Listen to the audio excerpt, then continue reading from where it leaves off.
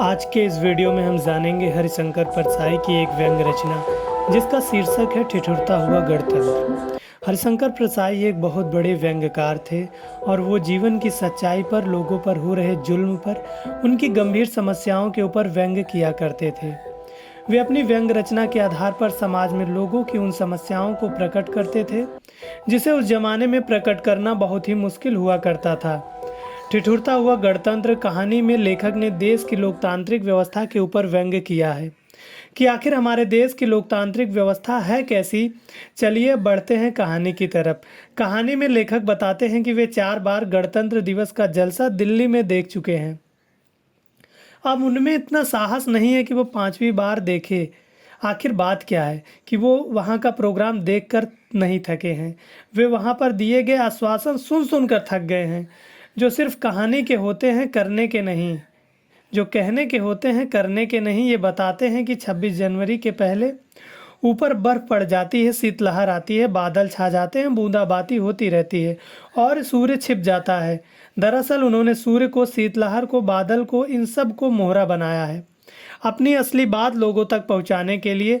जैसे जब चुनाव आने वाला होता है तो लोगों को कुछ लालच देते रहते हैं, तरह तरह के लालच देते हैं ताकि लोग उन्हें वोट दे दें। तो इस तरह लोगों का वोट हथिया लेते हैं और एक बार जब सरकार बन जाती है तो उनमें वो डेवलपमेंट, विकास की कोई उम्मीद ही नहीं करते। जब हरिशंकर परसाई जी इस व्यंग्य की रचना कर रहे थे तब शायद कांग्रेस की सरकार थी, इसलिए उन्होंने कांग्रेस मंत्री से सवाल पूछा, क्या बात है, हर गणतंत्र दिवस को सूर्य छिपा ही रहता है, सूर्य किरण के रहते हम उत्सव क्यों नहीं मना सकते।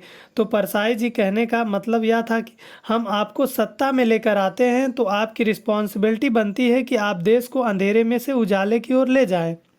हमारा देश अभी भी अंधेरे में है, ऐसी क्या वजह है कि हमें कोई विकास की किरण नज़र नहीं आती। वहीं इसके ऊपर कांग्रेस मंत्री ये जवाब देते हैं, जरा धीरज रखिए, हम कोशिश में हैं कि सूर्य बाहर आ जाए, पर इतने बड़े सूरज को बाहर निकालना आसान भी थोड़ी है, वक्त लगेगा, हमें सत्ता के कम से कम 100 वर्ष तो दीजिए। सूर्य को बाहर निकालने के लिए सत्ता के 100 वर्ष भी दिए, लेकिन सूर्य को निकालने के लिए हर साल छोटा मोटा कोना, यानी विकास होने के लिए हर साल छोटी मोटी झलक तो देखनी चाहिए ना। अगर आप वाकई में कुछ कर रहे हैं तो उसका रिजल्ट भी कुछ दिखेगा। सूर्य कोई बच्चा तो नहीं है कि अंतरिक्ष की कोख में अटका है जिसे आप ऑपरेशन करके एक दिन में ही निकालेंगे। अगर आप ये समझते हैं कि आप बिना एग्ज़ाम दिए, बिना पढ़ाई किए, बिना प्रॉपर ट्रेनिंग, बिना कोचिंग क्लासेस अटेंड किए सीए बन जाएं, तो एक चीज़ होगी ना, आसमान में टपके खजूर में अटके। फिर जब परसाई जी ने एक और कांग्रेस मंत्री से पूछा तो वे कहने लगे कि हम तो पूरी कोशिश में हैं, हम हर साल कोशिश करते हैं कि सूर्य बाहर निकल आए, लेकिन क्या करें, कोई ना कोई अड़चन निकाल ही देता है। लेकिन हम वादा करते हैं कि अगले गणतंत्र दिवस पर हम सूर्य को जरूर निकाल देंगे। यहाँ पर भी परसाई जी कहते हैं कि सूर्य को निकालने की क्या ज़रूरत है, क्या बादलों को हटाने से काम नहीं चल सकता। वहीं यहाँ पर बादलों का असली अर्थ यह है करप्शन, यानी काला धन। जहाँ परसाई जी का कहने का मतलब यह है कि अगर आप काले धन को हटा देते तो अपने आप देश का विकास होने लगेगा। फिर भी परसाई जी कहते हैं कि मैं इंतज़ार करूंगा जब भी सूर्य निकलेगा। आगे वे बताते हैं कि स्वतंत्रता दिवस भीगता है और गणतंत्र दिवस ठिठुरता है। उनके कहने का मतलब ये है कि स्वतंत्रता दिवस कब आता है, 15 अगस्त को। गणतंत्र दिवस कब आता है, 26 जनवरी को।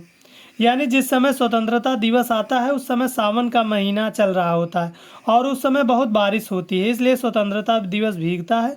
और गणतंत्र दिवस कब आता है, 26 जनवरी को। यानी इस समय शीतलहर होती है, ज़्यादा कड़कती ठंड पड़ती है, इसलिए गणतंत्र दिवस ठिठुरता है। गणतंत्र दिवस के मौके पर कड़ाके की ठंड पड़ती है कि कोर्ट से हाथ बाहर निकालने का मन ही नहीं करता। लेकिन रेडियो में कहा जा रहा है कि प्रधानमंत्री और विदेशी मेहमानों का तालियों से स्वागत हो रहा है। वहीं परसाई जी इधर उधर देखते हैं, फिर उनको दिखाई देता है कि मैदान पर, ज़मीन पर वे लोग ताली बजा रहे हैं जिनके पास हाथ गरमाने के लिए कोर्ट तक नहीं है।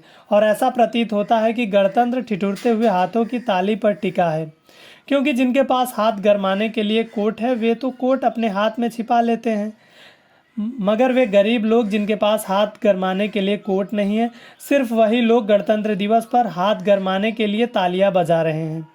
फिर परसाई जी राज्य की झांकियों के बारे में बतलाते हैं, जहां वे कहते हैं कि जहां वे कहते हैं कि सत्यमेव जयते भले ही हमारा मोटो है, मगर झांकियां झूठ बोलती हैं। राज्यों में हो रहे दंगे को तो झांकियों में नहीं दिखाया जाता है। भले ही कोई राज्य दंगे के कारण अंतर्राष्ट्रीय ख्याति क्यों न पाए, लेकिन झांकी सदा लघु उद्योगों की होती है। जो हाल झांकियों का है वही हाल घोषणाओं का भी है।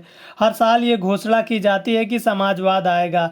हर दल हर पार्टी ये दावा करती है कि हम समाजवाद को लेकर आएंगे, परंतु आज तक समाजवाद ही नहीं आया। बात दरअसल ये है कि समाजवाद तो आना चाहता है, परंतु समाजवादियों में ये आपस में धूल धब्बा हो रहा है, छीना झपटी हो रही है कि हमें समाजवाद लेकर जाऊंगा, नहीं मैं समाजवाद को लेकर आऊंगा। पर यहाँ कोई समाजवाद लेकर नहीं आना चाहता है। सब सिर्फ दावा करते रहते हैं कि सिर्फ दावा। एक तरफ समाजवाद परेशान है तो दूसरी तरफ जनता परेशान है, परंतु समाजवाद तो समाजवादियों ने ही रोक कर रखा है। अब आप लोग भी सोच रहे होंगे कि समाजवाद होता क्या है।